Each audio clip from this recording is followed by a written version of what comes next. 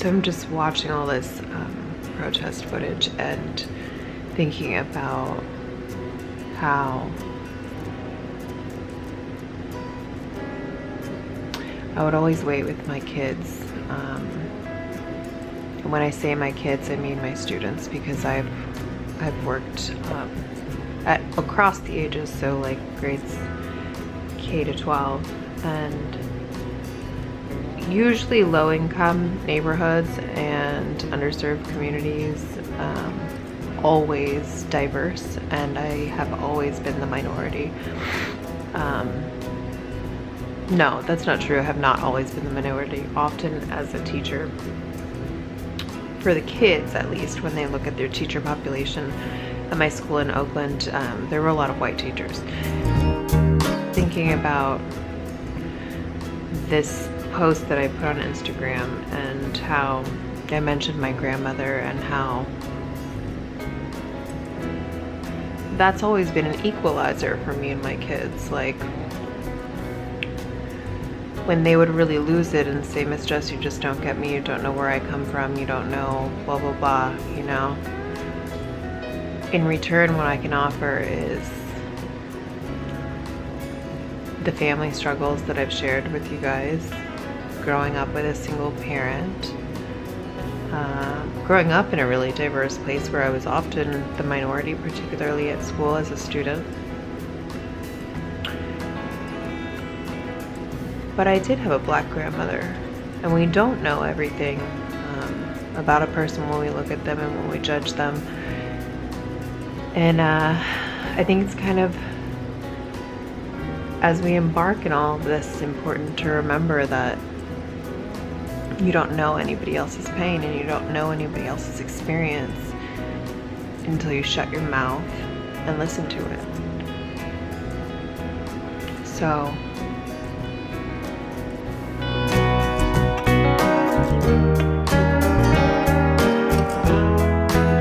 I'm really getting to the point where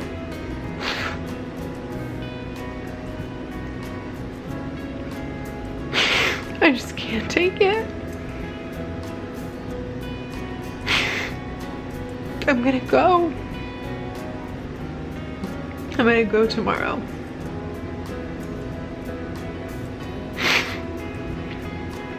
And despite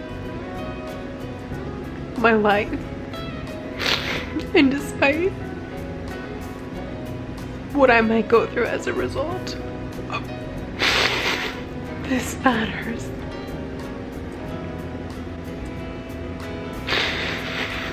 This is not okay.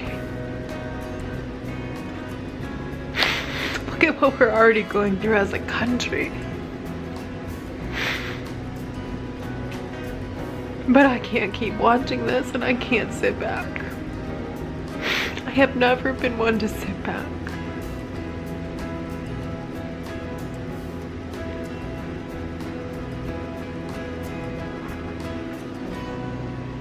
I will stand up for what I believe in. And if you are one of my kids, you will stand up for what you believe in too. And you will know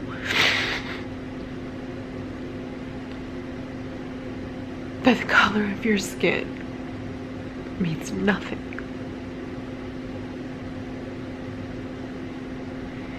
And one day, it's gonna mean nothing.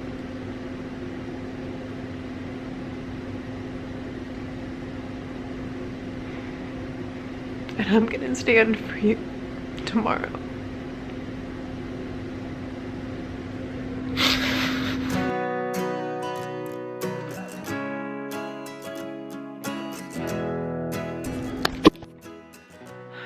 I also just want to say that I'm living alone and I'm dealing with all of this alone. So I'm trying to process it, and I don't have a lot of people to talk through it with. So this camera is my conversation, because I need to be having conversations right now.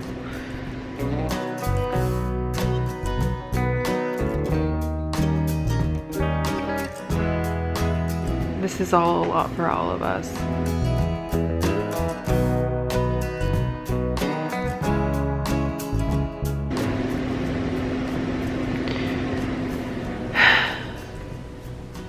I've got Katie, and that is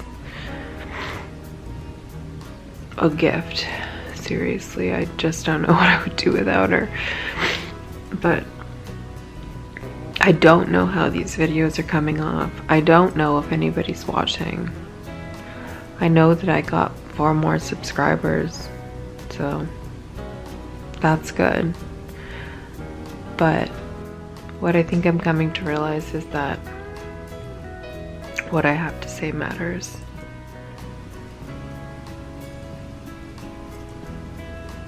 I have something to say.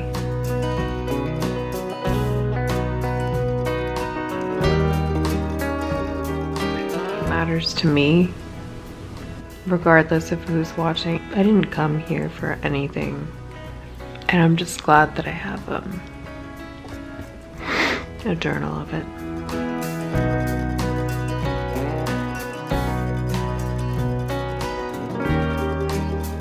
This is mentally a real feat. It's a real feat, and if you're out there with your loved ones, I can imagine it would be rough to share a space with a person day after day, and I know that that's a struggle too.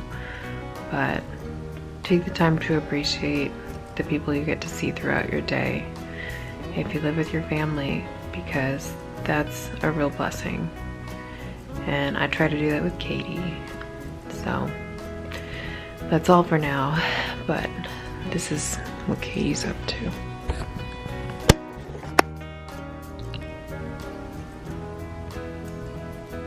Oh, she woke up. She knows she's on camera.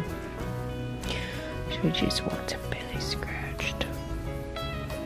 To be the cutest dog. Even though I gave you a really ghetto haircut.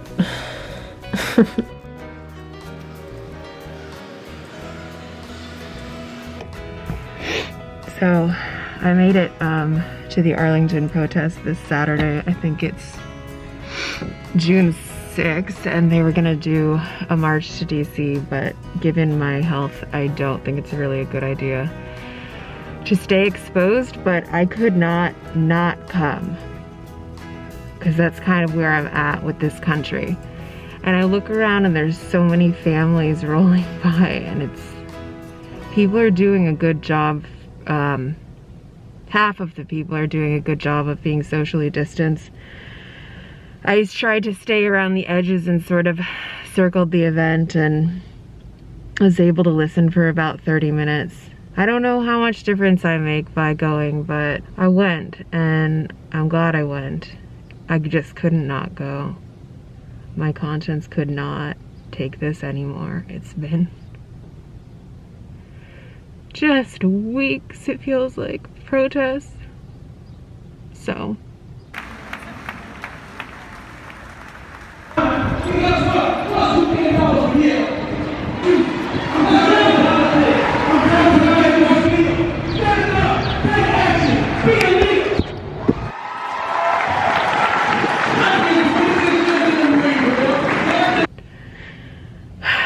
I'm glad I did it.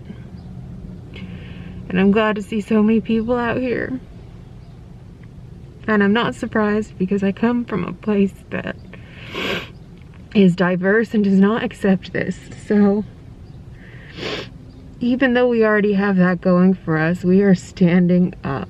Guess what? It's the same old, same old. Ain't nothing changed. A bunch of dumb on excuses. We're better than this, Arlington. Don't let what happened in Minneapolis.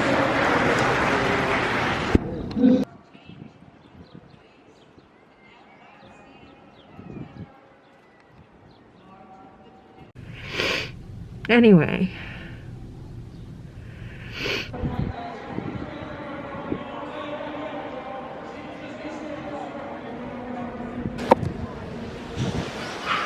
We are here, and we will not go away. Things will get better. Today was a risk that was worth taking to me, because it's personal. And you matter.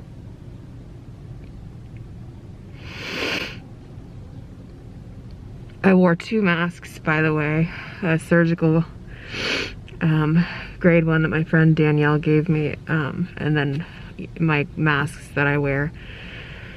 And right now I have a coffee filter in it, and it's really hot and I can't breathe, and because I just was in contact with so many people, I'm just gonna go home. I'm gonna take a shower and I'm gonna pray for everybody, and that's it. But I'm glad to see Arlington coming out for this, and I'm glad. I'm sorry that I can't go to DC right now because all I want to do is stand on that new yellow brick road. That was big. I'm proud of the mayor of DC. I'm so proud. Black Lives Matter's Plaza is goddamn right. This is badass. And then we gotta figure out all the immigrant lives. You know? This is a beginning. Or maybe it's a middle. I'm gonna do my part. I'm gonna do my part. This is my look. The personal is political. I think it was the 60s and 70s. Well, it's the coin term for the feminist movement. And but I think it applies here. So I hope you can hear anything that I've said, since I'm wearing 15 masks and I'm overheating. So I'm gonna turn on my car and go decontaminate. Now I'm gonna stop crying. I was just thinking on my way to my car, like, all I do ever is just cry on this vlog. But maybe it's because the world is so fucked right now. Maybe it's okay to just cry on here right now, because maybe we're all crying right now. And maybe we don't all have to cry alone.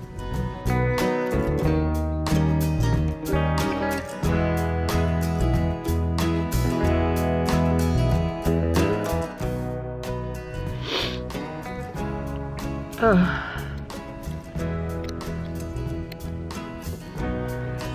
Well, I'm not really confident.